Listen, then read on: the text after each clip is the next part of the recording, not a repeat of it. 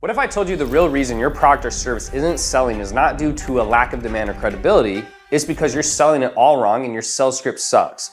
Which is why in this video, I'm gonna give you the exact 8-pillar formula I use to write sales scripts that have made me over 100+ million in sales in only 6 years. And it starts with intro or pre-frame.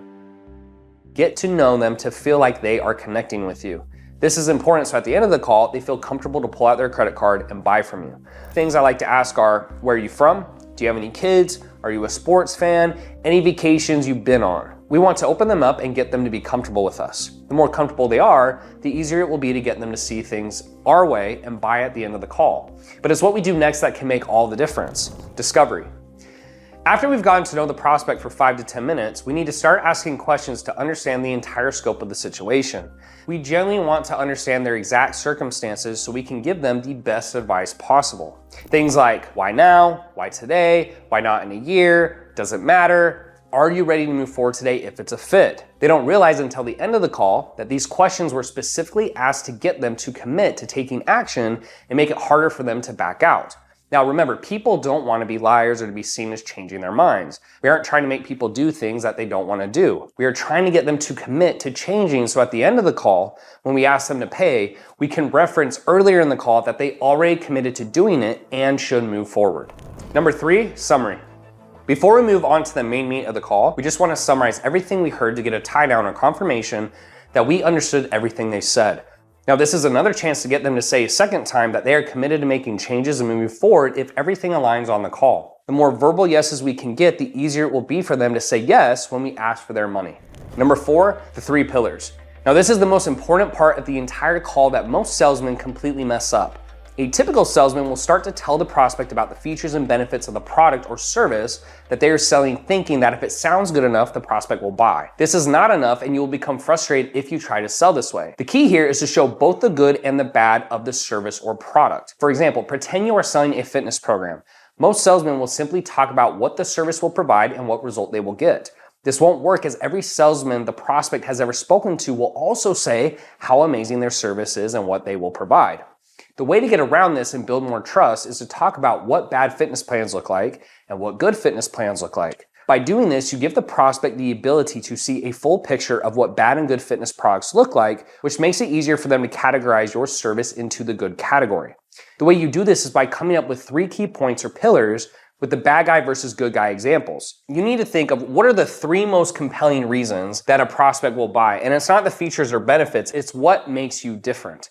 So let's pretend I'm a personal trainer and I'm selling fitness. So some of the components of fitness is obviously a diet. Could be a workout plan. Could be one-to-one coaching.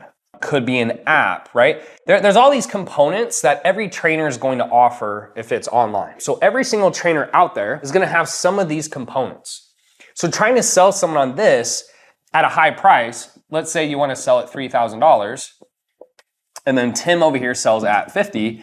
Tim is going to win in this head-to-head if this is all you're going to talk about. And so when we're talking about 3 pillars, we want to talk about what are the key things you do differently. So typically in fitness, what most people want is they want to eat bad, right, and still look good. They don't want to train. And then they want to make sure they hire someone smart.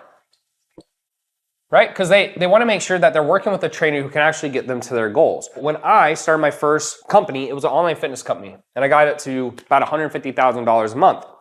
And the way I was able to get it there was to focus on these components. So my first pillar was how to eat whatever you want without sabotaging results. Now, the reason I said it that way and I didn't say calorie counting or macros is it's my belief that as long as you're in a caloric deficit, you will lose weight. So when I said it this way, I said, look, I'm going to teach you how to eat whatever you want without sabotaging results. Most trainers are going to teach you chicken, broccoli, rice, and yes, you'll lose weight, but you can't stick with it. And I get them to shift their perspective on how they need to think about fitness. You have to give them what they want so you can give them what they need, right? So number 2 was the same thing, but it was how to train however you want without sabotaging results. So same type of thing. Now, it's also my belief that 90% of results is nutrition. Now, training is important, of course, right? Going to the gym, lifting weights, all that stuff is super important. But you could sit at home on your ass and not do anything and still lose weight.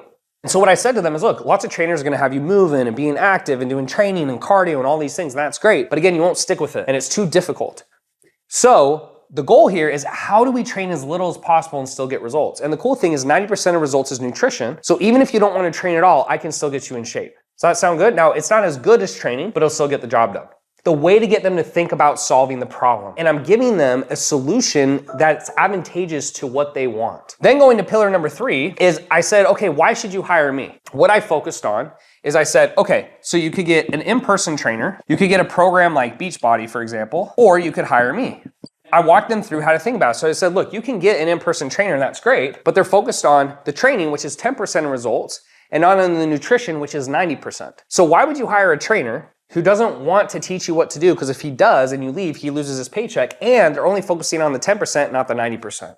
Number 2 option is you could get Beachbody. Now, Beachbody's cheap. You could get results, but the issue is they give the same program to everyone. So if you're a 300-pound man and you have the same program as a 200-pound woman, that doesn't make any sense, right? So they build it to get crazy results quickly, but you're restricting, you're eating a lot, you're working out a lot, and you can't stick with it, so then you just gain it back. And then you start a new program, and then you lose the weight, and then you gain it back, you start a new program. The reason you want to hire me is not only am I going to teach you how to eat the way you want without sabotage results, how to train the way you want without sabotage results, but once you hire me, you're never going to have to hire another trainer again, because I'm going to teach you everything you need. So would you rather pay a one-time fee for the rest of your life or $50 a month for the rest of your life? And they're like, yeah, one time, like exactly. So now as I move into the closing, they have already sold themselves based on my ideas. I didn't talk about what they get. I didn't talk about the workout plan or the diet or anything. I just talked about the pillars, the way to think about fixing their problem and make them understand that I am the best person, because the first 2 are a mechanism of how to fix the problem. And then the third one is why they should hire me. And this is where a lot of time has to be spent up front to make sure that your 3 pillars are strong enough to get strangers to buy your service or product. Number 5, brief overview. Now that you've driven home your point and made it clear your service or offer is superior, you can go into a brief overview. For example, if I'm selling a fitness program, I can briefly explain they will get a workout plan, a customized diet plan, access to an app, one-to-one coaching, Zoom calls, etc. The prospect won't care what they're getting. They just want to be able to understand tangibly what comes with the purchase. Number 6, create certainty. Now that everything is on the table, we need to make sure that the prospect is certain they want to buy. After we tell them how much the service or product costs, we lose a bit of our control of the situation. If we can get the prospect to admit beforehand that they are 100% certain, they will buy. This is as simple as asking the question, now that you've heard everything, why do you feel this would be a good fit for you? If they give a positive answer, double down on it and get them to admit they are certain this will be a fit. If they hesitate to give an answer or they're unsure, we need to resolve it then and there before we tell them the price. Telling someone the price who is already unsure if they should buy is a surefire way to ensure that you do not make the sale. Number 7, close. Now that the prospect is 100% certain, we simply tell them the price. So John, the price of the program is $10,000, and shut up. Do not say a word after you drop the price and allow the prospect to be the first to respond and answer. If they say no, it will only be one of 4 objections that you're gonna get. Price, spouse, think about it, or belief.